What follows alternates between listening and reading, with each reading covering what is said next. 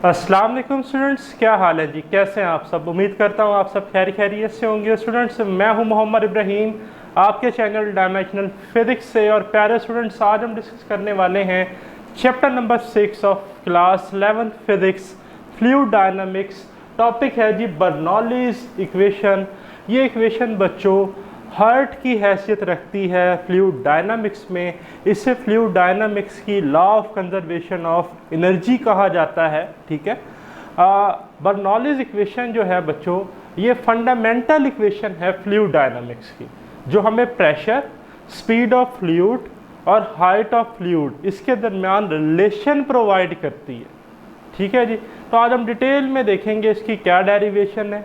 ठीक है, Bernoulli's equation को डिटेल में डिस्कस करने जा रहे हैं। सबसे पहले तो आप अपनी नोटबुक पे मार्क कर लें, very important for long question. Students, अक्सर ये इक्वेशन पेपर में एज अ लॉन्ग क्वेश्चन पूछी जाती है। ठीक है भाई, तो सबसे पहले तो आप मार्क कर लें very important for long question. अब बात कर लेते हैं कि इससे क्या एमसीक्यूज या शॉर्ट्स आपके पेपर में डिस्कस आ सकते हैं। तो हम साथ साथ इसको ड्राइव भी करेंगे और जो क्वेश्चन हैं आपके एग्जाम से रिलेटेड वो भी डिस्कस करते जाएंगे। तो देखें, जैसा कि मैंने स्टार्ट में बताया, Bernoulli's equation is the fundamental equation of fluid dynamics. भाई ये एक बेसिक बुनियादी फंडामेंटल इक्वेशन है। ठीक है, ये जो है ये law of conservation of energy की हैसियत रखती है फ्लूइड डायनामिक्स में। Law of conservation of energy क्या थी जी? कि total work done on a body is equal to change in its energy. ठीक है जी, अब वो एनर्जी में चेंज पोटेंशियल भी आ सकता है, काइनेटिक भी आ सकता है, किसी और फॉर्म में भी आ सकता है। तो बर्नौलीज इक्वेशन की स्टेटमेंट क्या है? आइए जी जरा स्टेटमेंट को देखते हैं। देखें, स्टेटमेंट है the sum of pressure, kinetic energy per unit volume and potential energy per unit volume remains constant. अब यहाँ पर बच्चों के लिए मुश्किल चीज़ कि भाई उन्हें ये तो पता है कि प्रेशर क्या है, force per unit area, but ये kinetic energy per unit volume क्या है, या ये potential energy per unit volume क्या है। तो भाई इधर फोकस रखिएगा बच्चों। आप ये तो जानते हैं ना कि स्पेशली केमिस्ट्री में जब हम वर्क को डिस्कस करते हैं तो हम वर्क को लिखते हैं प्रेशर वॉल्यूम की फॉर्म में, पीवी। ठीक है, इधर फोकस रखें। अगर मैं इधर बच्चों P को लिख लूँ ऐसे, W/V लिख सकते हैं, बिल्कुल लिख सकते हैं। तो work is the form of energy, तो मैं फिर इधर जो है प्रेशर को लिख सकता हूँ एनर्जी पर यूनिट वॉल्यूम। तो बच्चों एनर्जी पर यूनिट वॉल्यूम, ये जो मेरे पास रियाज हुसैन शाह साहब हैं राइट हैंड साइड, ये तो इस प्रेशर के बराबर नहीं आ रही जो कि लतीफ़ हुसैन शाह साहब हैं। तो by using dimension analysis principle और यूनिट एनालिसिस, जो P का यूनिट है वो E/V का यूनिट भी होना चाहिए। तो हम फिजिक्स में सेम नेचर की फिजिकल क्वांटिटीज़ को ऐड करते हैं। तो अगर मैं प्रेशर के साथ काइनेटिक एनर्जी ऐड करता तो ये तो सेम नेचर की फिजिकल क्वांटिटीज़ ही नहीं थी, इनके तो यूनिट्स ही अलग अलग थे।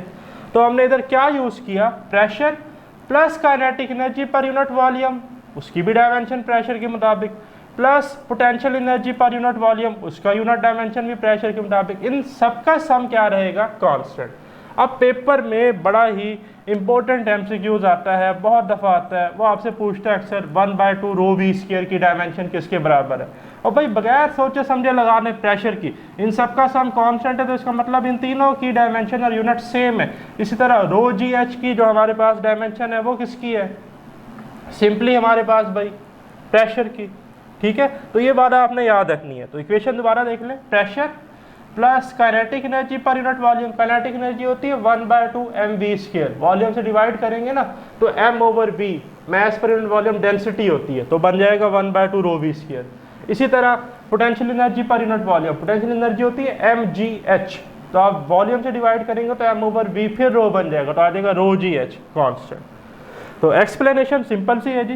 Late us consider an ideal fluid. अब हमारे पास क्या है जी बच्चों? आइडियल फ्लूइड है through a pipe in a time delta t as shown in figure. इस डायग्राम का भी हम डिस्कस करते हैं, लेकिन पहले बात कर लेते हैं, ज़रा रिवाइज कर लेते हैं आइडियल फ्लूइड क्या होता था। भाई आइडियल फ्लूइड जो है हमारे पास नॉन विस्कस जिसकी जो है वो हमारे पास विस्कोसिटी क्या हो बच्चों? 0 हो। इनकम्प्रेसिबल मीन्स के जिसकी डेंसिटी क्या हो बच्चों? यूनिफॉर्म हो, कांस्टेंट हो, स्टेडी हो। ठीक है, जो इसमें स्ट्रीम लाइंस कैंसिल ना करें, स्ट्रीम लाइन हो, ठीक है, इरोटेशनल हो, ये सारी किसकी प्रॉपर्टीज़ थी? आइडियल फ्लूइड की। So consider an ideal fluid through a pipe in a time delta T as shown in figure. Suppose करें जी ये वो फ्लूइड है जिसका मैस डेल्टा एम है, ठीक है जी, और ये फ्लूइड जो है अपने अपर एंड पर, यहाँ मैं मेंशन भी कर देता हूँ कि जी ये हमारे पास कौन सा एंड है बच्चों, ये हमारे पास है अपर एंड, ठीक है जी, और ये कौन सा है जी? लोअर एंड, क्योंकि इनका मैं जिक्र करूँगा अभी वर्क की कैलकुलेशन के लिए, तो काम ज़रा आसान हो जाए। तो देखें, हाँ जी, हम इधर से जी ये फ्लूइड है जिसका मैस है डेल्टा एम, और ये v1 वेलोसिटी से मूव कर रहा है, और अपर एंड पे cross sectional area of pipe है a1, और यहाँ पर जो प्रेशर लग रहा है, एटमॉस्फेरिक प्रेशर जो है, हमें पता है जो हमारी अर्थ है, ठीक है जी, इसके हर तरफ से बाहर से इस पर क्या लग रहा है?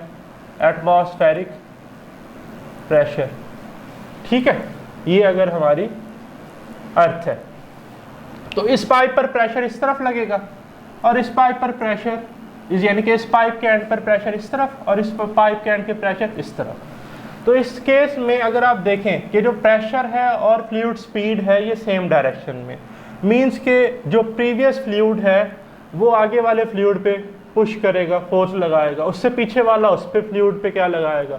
तो इस केस में बड़ा इंपॉर्टेंट जो पॉइंट है, आपसे पूछा जाए कि भाई F1 फोर्स और डेल्टा एक्स यहाँ पर डिस्प्लेसमेंट है डेल्टा x1, इनके दरमियान एंगल कितना होगा? तो भाई पैरेलल है, पैरेलल में एंगल कितना होता है? 0 डिग्री। ये पॉइंट एक तो आपने याद रखना है, ठीक है।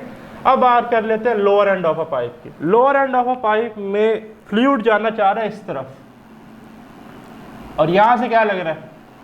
Pressure, atmospheric pressure P2। अब यहाँ पर जो वर्क डन हो रहा है वो अगेंस्ट द फ्लूइड फोर्स है, फ्लूइड फोर्स इधर जाना चाह रही है, प्रेशर उसके ऑपोजिट है। तो अगर मैं डायरेक्शन ड्रा करूँ, ये F2 है, ठीक है जी, हमारे पास सही, बल्कि इस केस में जो है प्रेशर इस तरफ है, तो ये बच्चों आएगा F2, ठीक है। इस केस में था ना F1 इधर, ये क्या है? F2, इधर से प्रेशर लग रहा है ना, तो ये किसकी डायरेक्शन है? डेल्टा x2 की। तो थीटा कितना हो जाएगा? 180 डिग्री। कितना जी? 180। बच्चों ये तो अब आपको पता है, chapter number 4 work in energy में हमने पढ़ा है कि अगर थीटा 0 cos 0 1 होता है और cos 180 -1, तो 180 पे वर्क जो है वो नेगेटिव होता है और यहाँ पर वर्क मैक्सिमम होता है। तो ये कैलकुलेशन आपने माइंड में रखनी है, ठीक है जी। सिमिलरली यहाँ पर क्रॉस सेक्शनल एरिया A2 है, फ्लूइड स्पीड V2 है, ठीक है, बट फोर्स और फ्लूइड स्पीड की डायरेक्शन क्या है? ऑपोजिट है, ठीक है जी। और हमारे पास जो मैस है वो डेल्टा एम ही है, और यहाँ पर डिस्प्लेसमेंट है डेल्टा x2। अब work done at the upper and, भाई वर्क का ये फार्मूला तो आपको पता ही है, W = FD cos of theta. तो यहाँ मैंने इसके अकॉर्डिंग लिखा है, W1 फोर्स थी F1, डिस्प्लेसमेंट था डेल्टा x1 cos 0। अब cos 0 जो है ये तो हमारे पास हो गया जी 1, तो इधर आ गया सिंपली F1 डेल्टा x1। अब बच्चों आपको पता है प्रेशर होता है फोर्स पर यूनिट एरिया, तो फोर्स को लिख सकते हैं PA, तो मैंने F1 की जगह लिख लिया P1A1, साथ एज इट इज आ गया डेल्टा x1। फिर बच्चों हमें पता है कि डिस्टेंस को हम लिख सकते हैं वेलोसिटी इनटू टाइम, ठीक है, या स्पीड इनटू टाइम। तो देखें W1 को मैंने लिख लिया P1A1 एज इट इज आया, ये जो डेल्टा x1 था इसको मैंने लिख लिया V1 डेल्टा T, ठीक है जी। सिमिलरली वर्क 2 की जो इक्वेशन है, work done at lower and W2, वो क्या बनेगा? F2 delta x2 cos 180। cos 180 होगा बच्चों -1, क्या होगा? -1 होगा, तो ये माइनस मैंने साइड पे ले लिया। F2 को अगेन मैंने लिख लिया P2A2, साथ आ गया डेल्टा x2, फिर डेल्टा x2 को अगेन लिख लिया V2 डेल्टा T। अभी आपको पता है कैसे लिखा, तो ये बन गया -P2A2 V2 delta T W2। क्यों? Work done is against the fluid force, या वर्क डन था in the direction of fluid force, यहाँ क्या है? Against the direction of fluid force, ठीक हो गया। ये 2 पॉइंट्स याद रखने हैं। अब बात कर लेते हैं net work done. Net work done कितना है जी? भाई टोटल वर्क डन जो है वो हमारे पास W है, वो बराबर होगा W1 + W2 के। सो W = W1 कितना था? P1A1 V1 डेल्टा T, और W2 था -P2A2 V2 डेल्टा T, तो हमने लिख लिया। फिर अब यहाँ पर हम यूज़ करना चाह रहे हैं इक्वेशन ऑफ कंटिन्यूटी का रिजल्ट, ठीक है जी, इक्वेशन ऑफ कंटिन्यूटी, इससे प्रीवियस वीडियो लेक्चर लिंक आपको मिल जाएगा। वो क्या था कि वॉल्यूम फ्लो पर सेकंड, ठीक है, फ्लो रेट जो है या cross sectional area of pipe और फ्लूइड स्पीड का जो प्रोडक्ट है ये कांस्टेंट रहता है। तो ये तो आपको पता है ना कि V/T जो रेशियो है ये AV के प्रोडक्ट के बराबर है। तो अगर मैं टाइम को इधर मल्टीप्लाई कर दूँ तो ये बनेगी इक्वेशन AVT = V। तो ये वाले जो फैक्टर है A1 V1 delta T, A2 V2 delta T, इसको हम रिप्लेस किससे कर देंगे? वॉल्यूम से। किससे रिप्लेस कर देंगे भाई? क्योंकि इनका प्रोडक्ट क्या रहता है? कांस्टेंट, तो हम सिंपली V लिख लेंगे। ठीक हो गया। तो इधर देखें कि W = P1 as it is, अभी सारा factor V minus P2 as it is से सारा फैक्टर V। तो P1 माइनस P2 को ब्रैकेट में लिख लिया, V इनसे कॉमन ले लिया, तो वर्क आ गया P1 minus P2 into V। ठीक है। अब बच्चों डेंसिटी क्या होती है? मैस पर यूनिट वॉल्यूम। ठीक है जी, मैस पर यूनिट वॉल्यूम है हमारे पास। तो वॉल्यूम को, इसको ज़रा रीअरेंज करें, वॉल्यूम को इधर मल्टीप्लाई कर दे, रो को डिवाइड।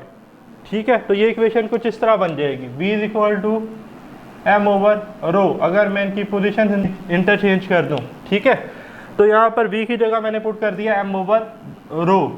ठीक, इसे नाम दे दे इक्वेशन 1 का जी। तो स्टूडेंट्स अब हमारे पास है वर्क के बाद change in kinetic energy and potential energy. So change in kinetic energy हमारे पास है 1/2 mv2² माइनस 1/2 mv1²।